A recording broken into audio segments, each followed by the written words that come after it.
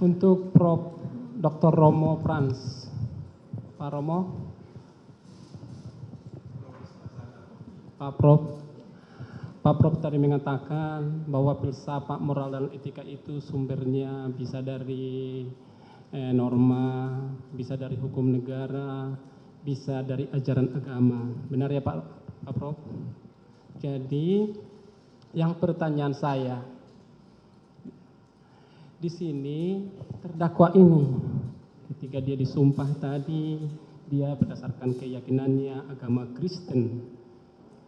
Dalam ajaran agama kita tidak boleh menghilangkan nyawa, menghilangkan nyawa. Pertanyaan saya, di dalam kasus ini sebagaimana fakta-fakta yang muncul di persidangan dari awal persidangan sampai sekarang ini, tidak ada gambaran antara terdakwa Richard dengan korban Yosua ada dendam. Tidak ada dendam, bahkan itu pengakuan daripada terdakwa sendiri. Tetapi terdakwa mau melakukan penembakan.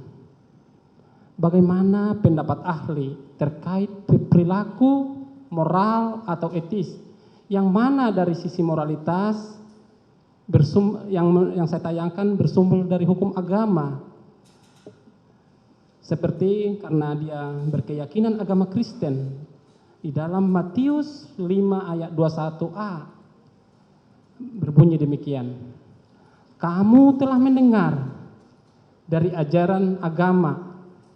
Kamu telah mendengar yang difirmankan kepada nenek moyang kita.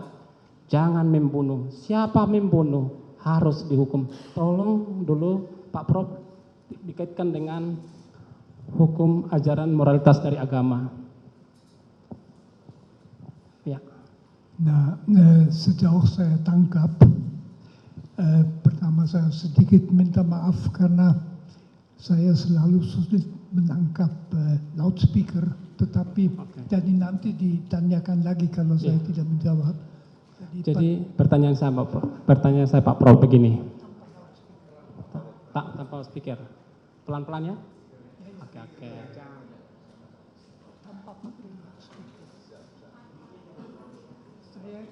Tanpa mic, oke. Siap. Jadi terdakwa ini orang yang sangat rajin dalam melakukan spiritualnya, kegiatan spiritualnya sebagaimana tadi hasil daripada penelitian para ahli. Dia rajin termasuk dalam hal beribadah. Di dalam kegiatan beribadah itu tentu ada hal-hal yang didapat. Seperti dalam fakta-fakta persidangan Pak Doktor, di dalam fakta persidangan mulai dari awal persidangan ini sampai sekarang ini tidak ada dendam pribadi antara terdakwa dengan korban.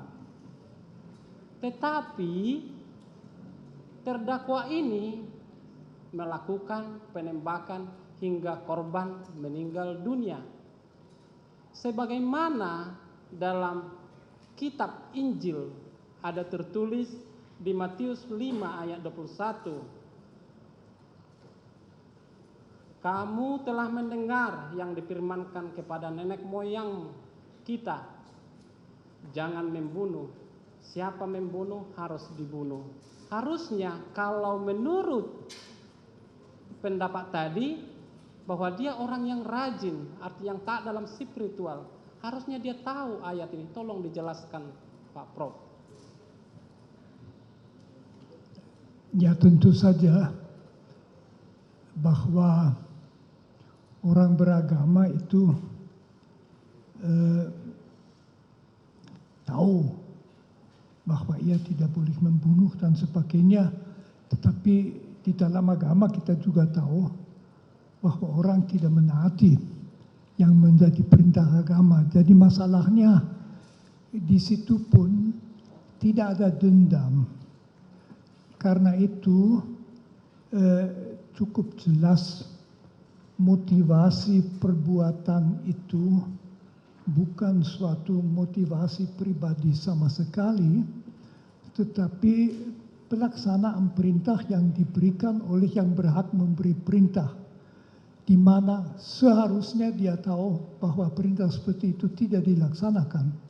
Akan tetapi itu mungkin saja di dalam budayanya sendiri, di dalam budaya polisi, apalagi di tekanan pada waktu itu yang tegang masalah seminit dan sebagainya, ya dia melaksanakan saja perintahnya.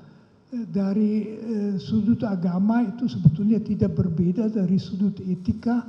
Kita bertanya sejauh mana dia bertanggung jawab, mungkin tanggung jawab sangat sedikit.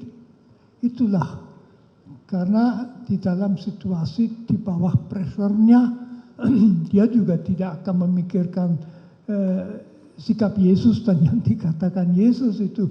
Dia hanya ya aku harus melakukan apa. Saya oleh orang di atas yang kuasa benar disuruh itu, ya lalu dia tembak. Tentu orang ketiga seperti saya bisa mengatakan seharusnya di setiap orang juga di polisi dididik supaya tahu ada perintah yang tidak boleh dilaksanakan, tapi itu jarang sekali.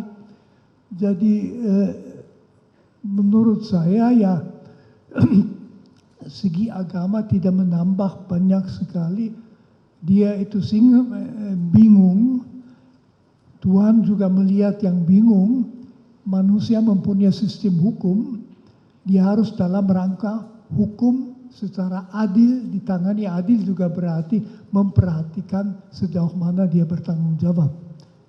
Cukup. Oke, cukup ya, Saudara Satu lagi. Jaksa Penuntut.